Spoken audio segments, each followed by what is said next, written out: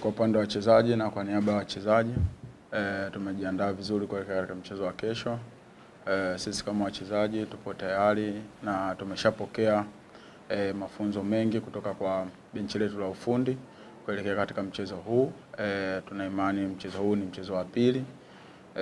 Utakuwa ni mchezo wa tofauti kwa jinsi ya maandalizi ambayo tumeyafanya katika wiki nzima. Kuna makosa ambayo tuliweza kuyafanya katika mchezo uliopita, walimu wamejaribu kuyafanyia kazi na kutengeneza kitu kipya ambacho tunaenda kukifanya katika mchezo huu.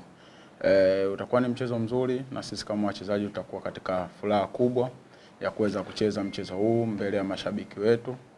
Utakuwa ni mchezo mzuri na mkubwa sana na sisi tuko happy kucheza mbele ya mashabiki wetu ambao watajaa kwa wingi na watajitokeza kwa wingi kutupa support.